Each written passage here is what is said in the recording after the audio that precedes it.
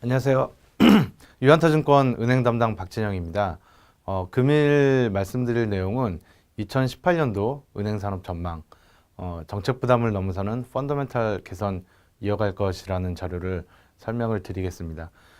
지난 2년간 은행주가 코스피 대비 주가 상승률이 좋았는데 2018년에도 이 같은 기조가 유지될 수 있는지 산업에 대한 이익지표 전망과 주변 이슈를 통해서 점검을 해보겠습니다.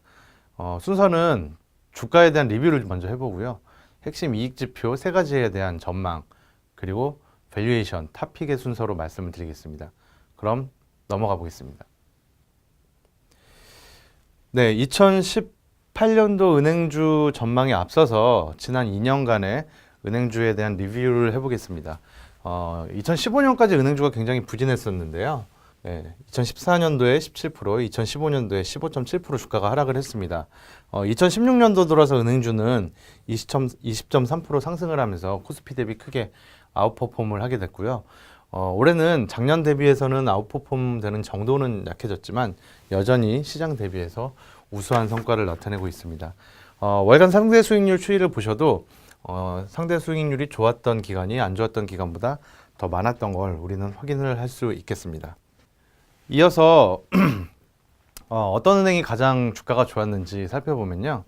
2016년에는 우리은행이 가장 주가 수익률이 높았습니다. 44.6%가 주가가 오르면서 다른 은행 대비해서 양호한 성과를 보였고요.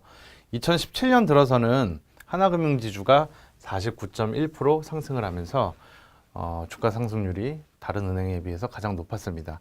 이 두 은행의 공통점은 모두 다 밸류에이션 매력이 있고요. 또 하나는 이익 성장이 큰 은행이다. 이렇게 보시면 되겠습니다. 그래서 이 두 가지 전제를 머릿속에 기억을 하시고 2018년도에도 밸류에이션 측면에서 매력이 있거나 가장 높은 이익 성장이 일어날 수 있을 은행에 대한 투자 선호도를 이어가시는 투자 전략이 합리적이다. 이렇게 판단을 할 수 있겠습니다. 다음에는 핵심적인 이익 지표에 대해서 말씀을 드리겠습니다. 은행의 이익 지표 중에 가장 핵심적인 거는 크게 세 가지로 분류를 할 수가 있습니다. 은행의 핵심적인 이익 지표 세 가지는 대출과 NIM 그리고 크레딧 코스트로 구성이 됩니다.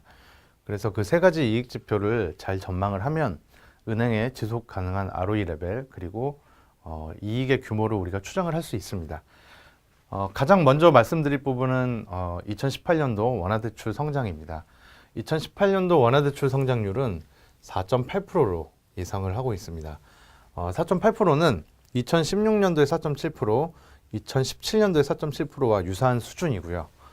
하지만 실질적으로 보면 2015년도 7.8% 대비해서 2016년하고 17년에는 유동화 불린이 굉장히 많았습니다.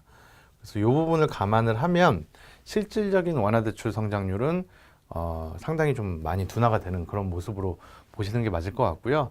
가계대출 위주의 둔화세가 올해는 작년과 재작년에 비해서 더 두드러지게 나타날 가능성이 높습니다. 그래서 실질적으로는 소폭 둔화, 기업대출은 안정적으로 성장을 하는 이런 모습을 전망을 할 수 있겠습니다. 원화대출금 성장률 4.8%를 기억을 하고 두 번째 이익 지표인 NIM으로 가보겠습니다. NIM은 시중금리에 연동이 많이 돼 있습니다. 그동안 2011년 이후에 NIM이 지속적으로 하락을 하면서 은행주의 수익성을 훼손하는 그런 역할을 했었는데요. 2017년부터 이어진 분기 기준 상승 흐름이 2018년도에도 이어질 것으로 보고 있습니다.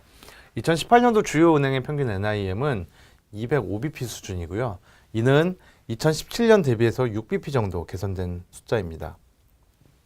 2017년도 NIM이 2016년 대비해서 9bp 정도 개선이 됐기 때문에 이 개선되는 모습은 계속적으로 이어진다. 이렇게 보시면 되겠습니다. 여기에는 기준금리 인상 한 번 정도가 반영이 돼 있는 숫자고요. 근거는 조달 비용률이 지속적으로 하락하고 있는 가운데 대출 수익률이 상승을 지속을 할 거기 때문에 NIS가 벌어지면서 NIM이 개선되는 이런 모습이 나타날 것으로 예상을 하고 있습니다. 기존에 이제 은행의 스탠스, 가상금리 인상에 대한 스탠스는 정부의 정책 기조와도 맞는 부분이고요. 조달 비용의 하락은 은행이 조달 압력이 지금 굉장히 낮은 상황입니다. 저원가성 예금이 은행에 계속적으로 많이 유입이 되고 있는 상황이기 때문에 이 NIM은 대출금리 인상과 조달금리 축소가 동반하면서 상당히 개선폭이 이어질 수 있다 이렇게 보고 있고, 금리 시중금리의 방향성 그리고 기준금리의 인상 속도를 감안하면 NIM 개선 속도는 저희가 예상했던 것보다 훨씬 더 빠를 수 있다 이렇게 판단을 하고 있습니다. 다음 이익지표는 대손비용입니다. 은행의 대손비용은 사상 최저 수준이 유지가 되고 있습니다. 보시면 금융위기 때 이 정도 높았던 수준이고요. 2010년 들어서 60bp 중후반대 기록하다가 2014년 이후에 40bp 그리고 최근은 30bp대가 유지가 되고 있습니다. 이 대손비용이 이렇게 줄어든 원인은 크게 두 가지로 보시면 될 것 같은데요. 하나는 대기업 대출 부실화가 많이 줄어들었습니다. 우리가 잘 생각을 해보면 STX, 성동조선, 웅진그룹 같은 큰 대기업 집단이 부실화되면서 은행의 대손비용이 급증을 했었던 시기가 있었는데요. 그때 이후로 대기업 대출이 많이 부실화되는 속도가 줄어들면서 크레딧 코스트가 많이 개선이 됐고요. 또 하나는 2014년, 15년, 16년 요 당시에 원화대출금이 크게 늘어나면서 분모 효과가 있었습니다. 그래서 대손비용이 늘어나는 속도 대비해서 대출 성장이 워낙 이제 급증을 했기 때문에 연체율과 NPL 비율 여러 가지 자산 건전성이 개선이 되는 모습이 나타났고요. 2018년도에도 이 같은 개선 추세는 지속이 될 것으로 보고 있습니다. 지금 신규 발생 부실 채권이 지속적으로 감소를 하고 있고 대기업 대출뿐만 아니라 가계대출 쪽에서도 문제가 될 만한 상황이 아니기 때문에 대손 비용은 사상 최저 수준을 경신을 하면서 매우 우수한 수준을 기록을 할 것으로 예상을 하고 있습니다. 네, 이렇게 크게 세 가지의 이익 지표에 대해서 말씀을 드렸고요. 대출 성장 4.8%, NIM 205bp, 그리고 대손 비용 31bp 수준에서 2018년도 은행 산업의 가장 중요한 이익 지표를 전망을 해봤습니다. 이 세 가지 이익 지표를 조합을 하면 은행의 은행의 지속 가능한 ROE 레벨에 대해서 우리가 전망을 할 수 있을 것 같고요. 은행의 지속 가능한 ROE 레벨은 저희가 9.4%로 말씀을 드리고 있습니다. ROE 레벨 9.4%면 전년도 9.5%랑 비슷한 수준이고요. 2015년에서 16년도 가면서 2%포인트 정도 개선이 됐고 16년에서 17년도 가면서 2.2%포인트 정도 개선이 됐습니다. 그래서 이 같은 ROE의 안정적인 모습 그리고 10%에 육박하는 높은 수익성은 2018년도에도 지속이 될 것이라고 보고 있고요. 이 추가적인 ROE 개선의 키는 결국 이제 NIM이 될 것으로 보고 있습니다. 앞서 말씀드린 것처럼 시중금리의 상승 속도가 더 빨라지고 기준금리의 인상 속도가 더 빨라진다면 NIM 개선은 더 눈에 띄게 개선이 될 거고요. 그렇게 된다면 이것은 추가적인 ROE 개선의 키가 될 것이다. 이렇게 말씀드리고 있습니다. 이 지속 가능 ROE 레벨 9.4%에 대해서는 우리가 이거를 밸류에이션 이제 단순 COE 12.8%를 적용을 하면요. 은행의 목표 PBR 0.74배가 산출이 됩니다. 0.74배는 현재 은행업 평균 PBR 레벨이 0.58배이기 때문에 상승 여력은 20% 후반 26.8%를 가지고 있다. 이렇게 생각을 하시면 될 것 같습니다. 그래서 2018년도에 은행주는 30%에 육박하는 26.8%의 업사이드를 보유를 하고 있다. 말씀을 드립니다. 그러면 어떤 은행이 가장 좋아질지에 대한 고민을 해봐야 될 텐데요. 은행주 중 주가 상승률이 높았던 은행 앞서 말씀드린 것처럼 2016년도에 우리은행, 2017년도에 하나금융지주였습니다. 두 은행의 공통점은 미리 언급한 것처럼 이익 증가율이 높았던 은행이고요. 2018년도에도 이익 모멘텀이 큰 은행이 주가 상승률이 클 것이라는 의견을 유지를 합니다. 그러니까 단순히 밸류에이션이 낮은 은행 뿐만 아니라 밸류에이션이 낮지만 이익 성장이 큰 은행에 대한 선호도를 유지를 하고요. 2018년도에 이익 성장의 가정을 보면 우리은행이 13.2%, 하나금융지주가 14% 정도 성장을 할 것 같습니다. 그래서 은행주 평균 이익 성장률이 5% 정도 되는데 두 은행의 이익 성장률이 가장 크기 때문에 두 은행에 대한 최선의 의견을 제시를 하겠습니다. 그래서 우리은행과 하나금융지주 같은 경우에는 대손 비용과 NIM이 동반적으로 개선이 되는 모습을 가지고 있고요. 각각 개별적인 이슈도 가지고 있습니다. 그 이슈에 대해서 살펴보겠습니다. 우리은행 같은 경우에는 지금 CEO 선임이 이제 확정이 됐습니다. 그래서 이제 향후에 2018년도에 예보가 가지고 있는 잔여지분 매각 그리고 금융지주사 전환이 다시 한번 추진이 될 것으로 이렇게 전망을 하고 있습니다.